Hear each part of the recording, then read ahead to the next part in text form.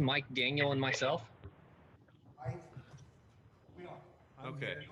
Well, I will go ahead and call this meeting to order. It seems Jake's not here. A special meeting, Ripon City Council, Friday, July 17th. Emergency meeting. Roll call? Who's doing our roll call? Kevin, you want to do a roll call? I could do roll call. Can you handle it? Hold on. Yeah, no, I got it. Vice Mayor Daniel DeGraff, Here. Council Members Mike Restucia, Present. Council Member Dean Euchre, Here. and Mayor Jake Parks. Present. Perfect. All right, thank you. At this time, we'll open it up for public discussion. Is there any comments that submitted or?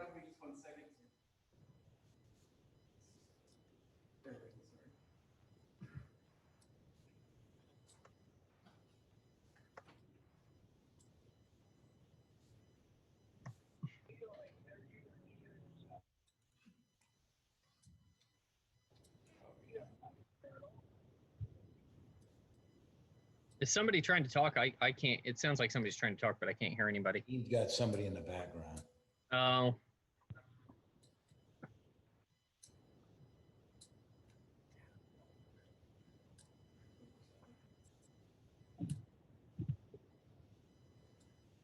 Can we mute that? No public comment. Okay, and I think at this time, Councilman Restucia would like to make some comments before we get started. Yeah, if you don't mind. Thank you, Mr. Vice Mayor. You know, we're talking about an ordinance here to a variance in our Ripon Municipal Code allowing businesses impacted by the state and county. And I just want to make some opening remarks. You know, we've been actually working on a plan about downtown for at least 6 months. How are we going to expand sidewalks as part of a plan and allow businesses to have things outside?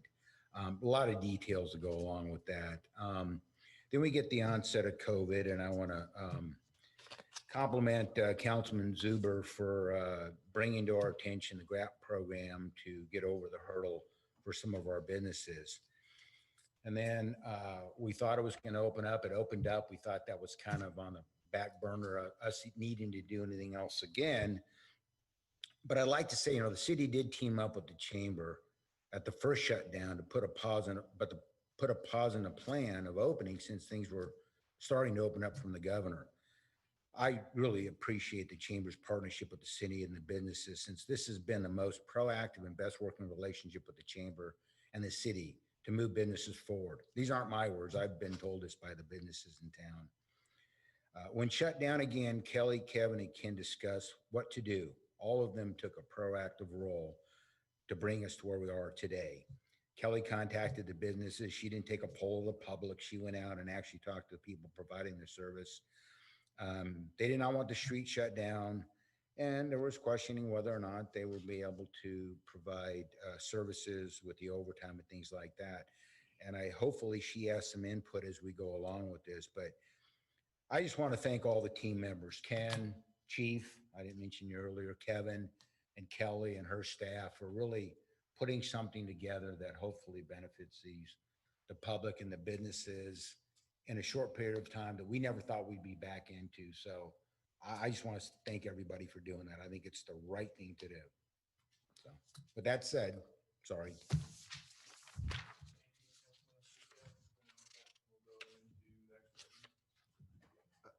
Yes, thank you. Well, I appreciate the background. That kind of does set the stage for where we're at today.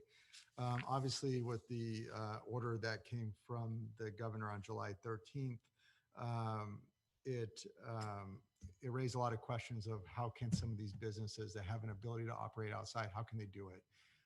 According to our Ripon Municipal Code, as it states today, they wouldn't be able to do a lot of the different type of operations that they would like to do.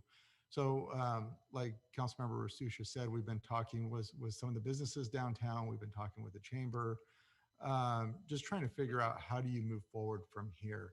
And I think the bottom line, what we've been hearing is it really does vary depending on the business. These are unique times right now. Businesses have a way to operate, but every business is a little bit different. And you have changes to an existing city ordinance. And before I get into some of the details of this, really what we try to do through this is provide flexibility for each business. So essentially, a business that is stated in the health order, so it would not apply to businesses that have not been impacted by COVID or the current health order. Only those listed in there, which are we list them in the upfront of the ordinance. It would be the dining and restaurants, tasting rooms, wineries, movie theaters, which we don't have. Gyms, places of worship, and then offices for non-essential sectors. Those would have an ability to essentially take their business as their business is today and move it outside and begin to operate that. So in the ordinance here, what it would do is essentially give staff an ability to waive certain provisions of the ordinance that would normally conflict with during this unique time. So a business would come in, they would get a permit.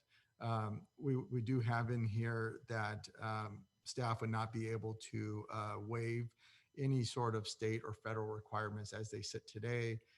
That permit would be reviewed by the planning department, the building department, and public safety, the police department, to make sure they comply with all the different provisions. But it would be a temporary permit that would be given during the time of COVID.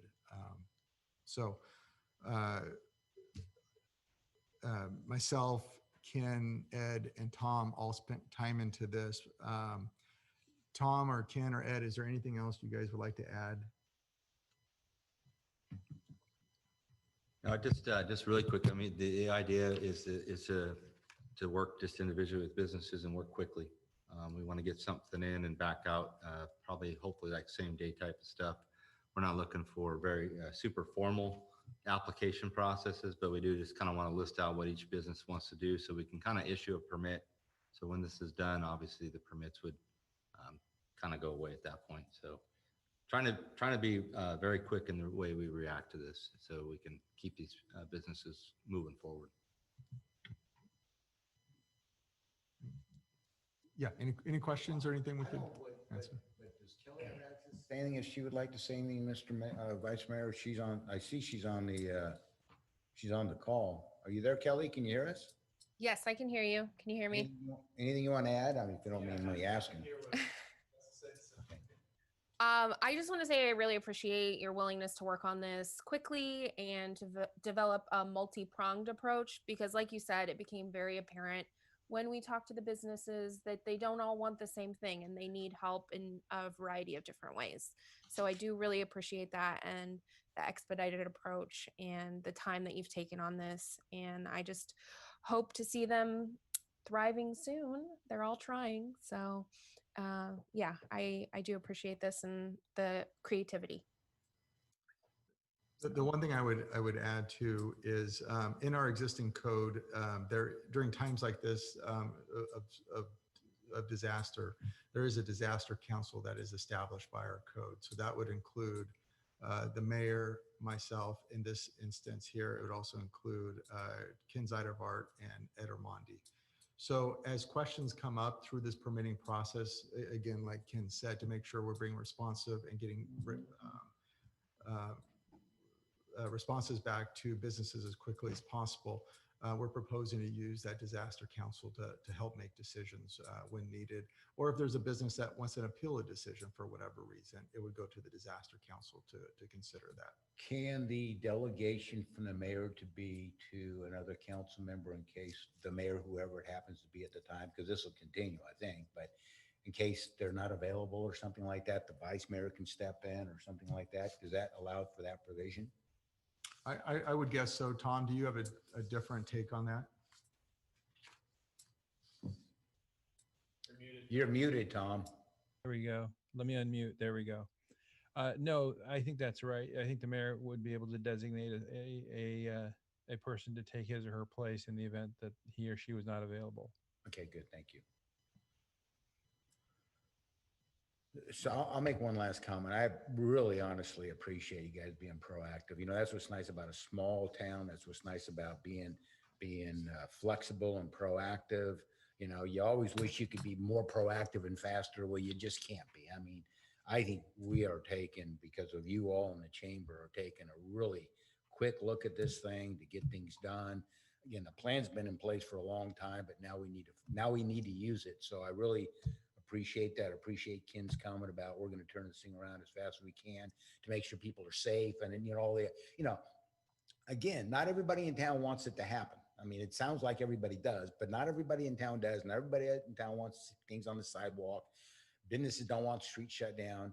And I think that flexibility is just so important. Again, I just can't thank you all enough for doing that or bringing it to our attention to, I guess, vote on.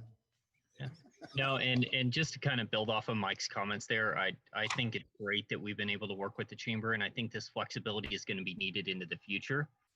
Because unfortunately, as much as we all want this nightmare to end, it's not going to. And as the colder weather approaches, we're going to have to continue to evolve this policy and to evolve our way of thinking to be able to accommodate businesses and to be able to make sure that they can sustain themselves throughout the year.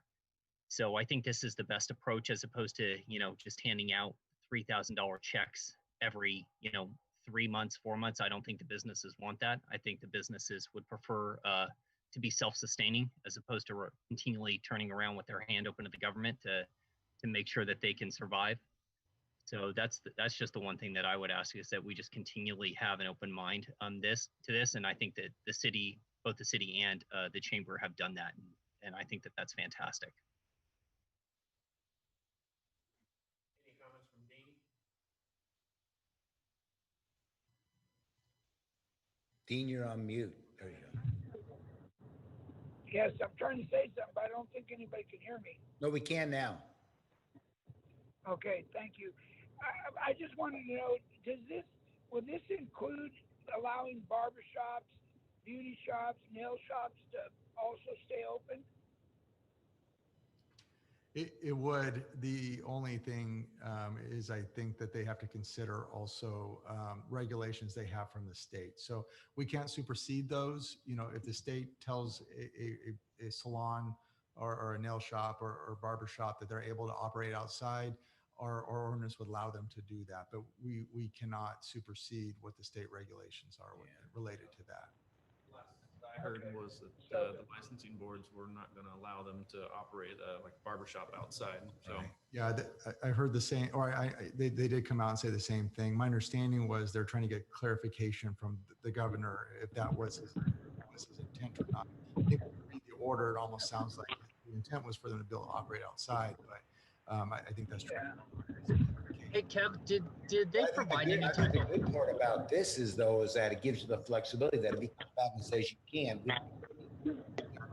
right. Able to go for it. And the one thing I should say too is obviously this temporary permit, you know, 30 days from COVID being over, once we hit stage 4, these permits would we give them 30 days after that too. Which is not what is nice, though, and I want to say this. I know it's not part of this. What's nice is that it seems to work and people like it. The businesses like it. The public likes it. We may want to revisit the entire thing going forward. I'm just going to put that out there.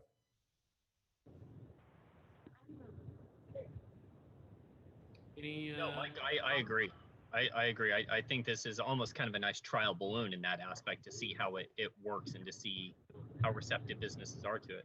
So, hey, Kev, I just have one question. Did the state provide any type of logic as to what is allowed outside and what is not? Sorry. That's an oxymoron, Jake. Really? I just want to make sure it's on the record. Not that I've seen, no. Okay, thank you. Do you mean like which businesses were able to operate outside or not, why they specified certain ones? Correct. No. You started out that sentence kind of funny. Did the state think? Yeah, there's lots of problems with that statement you just made, Jake. Yeah, where are you, Jake? Are you in Disneyland or something? No, I'm in the South Bay right now. Yeah, I understand. Yeah. Mr. Mayor, couple of quick things, if I might. Anytime we make something happen as fast as we just did, there are a couple of little items that need to be corrected in the ordinance, and I want to just draw your attention to those quickly. at the end of the paragraph under subsection F, the new text, there's a reference to Ripon Municipal Code chapter blank. It should be Title 15. So if we can fill that in. The new section of the ordinance deals with the creation. The stuff in blue? Yeah, mine's not in blue. Sorry. Oh, I see. I got you. Code You see that? chapter. Okay. All right, and then in the ordinance has a series of whereases and so forth where we trace the history of this, and then it says, now therefore, chapter 2.32 is amended to add subsection F to section 232.060A1, and it should actually be A6, not A1. So if we can get the clerk to correct that as well, that's all I have for cleanup. Yeah, I was Thank you, gonna Tom. bring those up too, Tom. Thanks. Thanks, Mike. With that, is there any further discussion? If there's nothing else, Mr. Vice Mayor, I would like to move that we approve this ordinance as modified by council.